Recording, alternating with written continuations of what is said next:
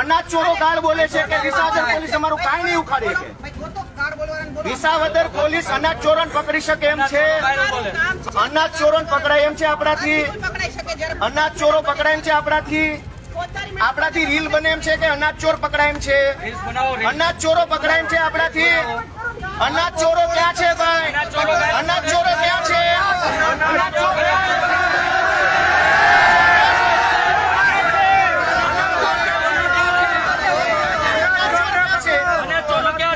અનાજ ચોરો ક્યાં છે? અનાજ ચોરો ગાયું બોલે છે ક્યાં છે? અનાજ ચોરો ચેલેન્જ આપે છે.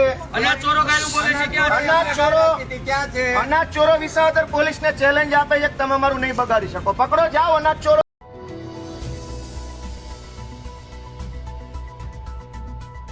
વિસાવદર ભેસાણ તાલુકામાં અનાજની ચોરી થઈ રહી છે. અનાજ માફિયાઓ અંગૂઠાઓ મરાવી અને જે તે ગરીબોના હકનું એમને અનાજ છે એ પૂરેપૂરું નથી આપતા. અડધું અનાજ એમને આપે છે અને બાકીનું સગે વગે કરે છે.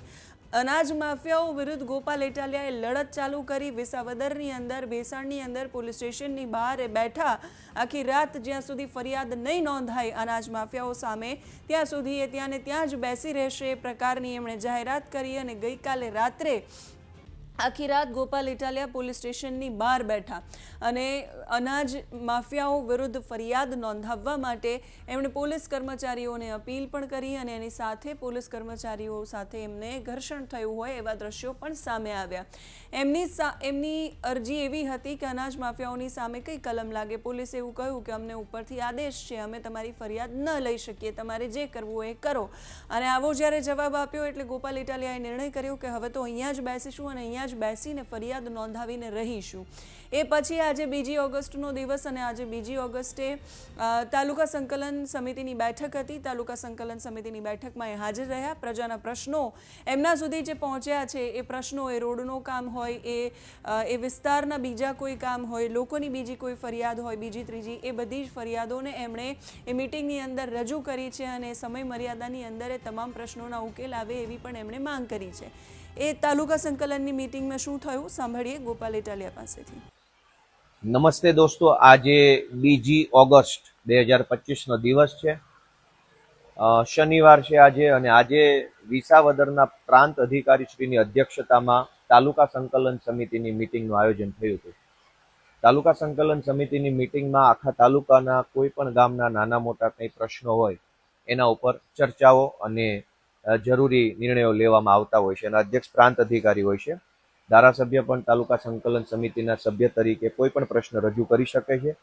ધારાસભ્ય તરીકે ચૂંટાયા પછી હું પહેલી વખત આ વિસાવદર તાલુકાની તાલુકા સંકલન સમિતિમાં આજે ઉપસ્થિત રહ્યો છું. મેં કુલ આજે 17 જેટલા પ્રશ્નો પ્રાંત અધિકારીની અધ્યક્ષતામાં સંકલન સમિતિને પૂછ્યા છે.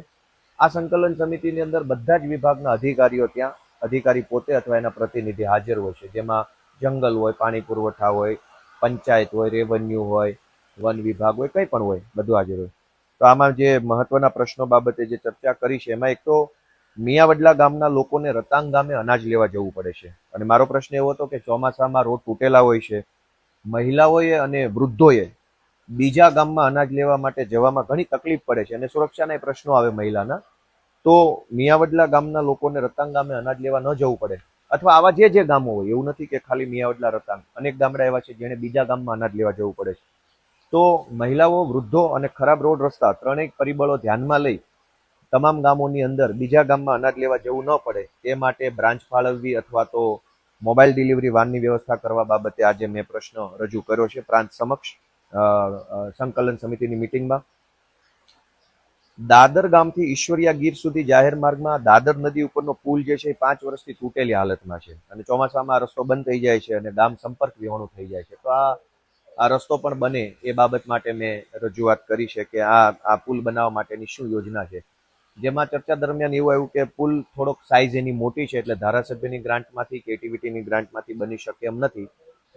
એની વધારે રૂપિયાની રિક્વાયરમેન્ટ વાળો પુલ છે એટલે એને આગળની મીટિંગમાં ચર્ચા અને ત્યાં સુધી અભ્યાસ કરવા માટે આ પ્રશ્ન રાખ્યો છે.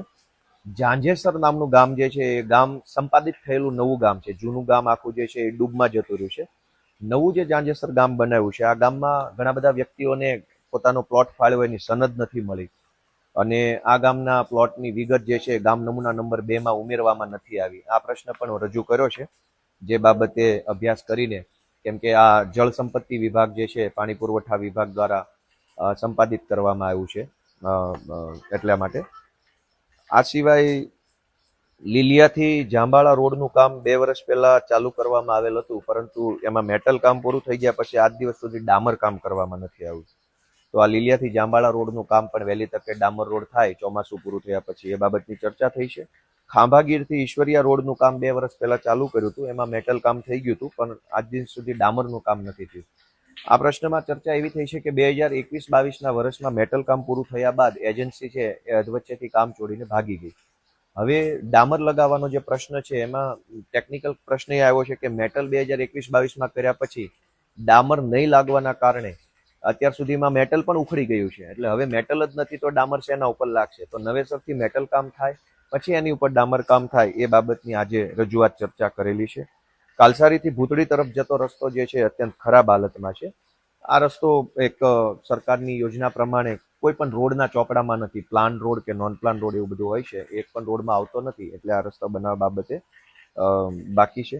નાની મોણપરી ગામમાંથી સામા કાંઠે પ્લોટમાં જવા માટે માઘિયો નદી ઉપર જે પુલ બને છે એનું કામ લાંબા સમયથી અધૂરું છે.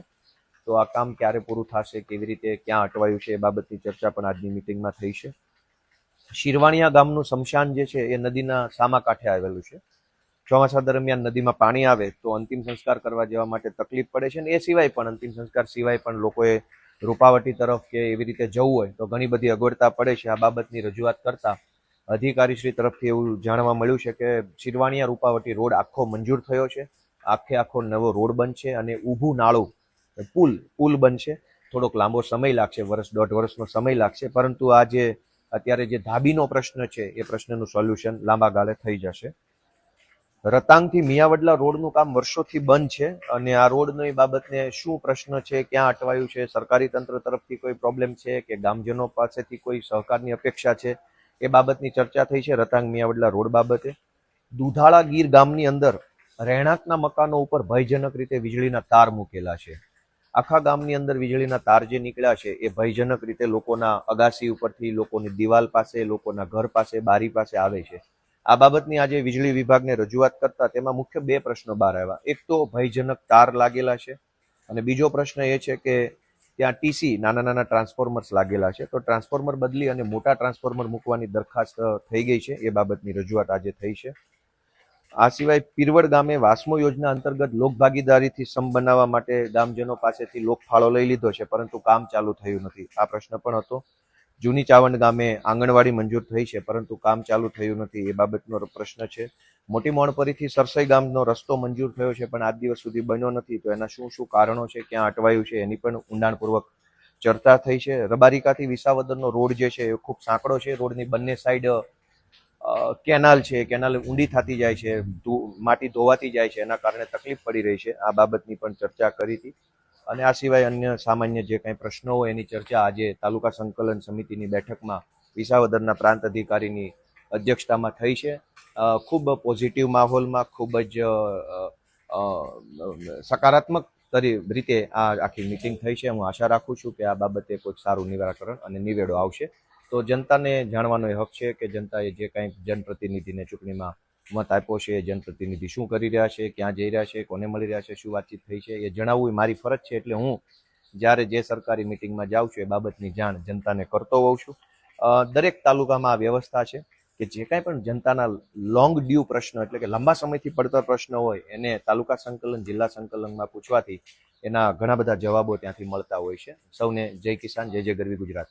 વિસાવદરના ધારાસભ્ય બન્યા પછી ગોપાલભાઈ ઇટાલિયા એક પછી એક પ્રજાના પ્રશ્નો ઉઠાવી રહ્યા છે. ક્યાંક કાચું પણ કપાઈ રહ્યું છે, તો ક્યાંક મુદ્દો જોરશોરથી ગાજી પણ રહ્યો છે. આ બધાની વચ્ચે આ મીટિંગ અને મીટિંગમાં પ્રજાના પ્રશ્નોનો એમણે રજૂઆત કરી અને સકારાત્મક મીટિંગ રહી છે એવું એમનું કહેવું છે.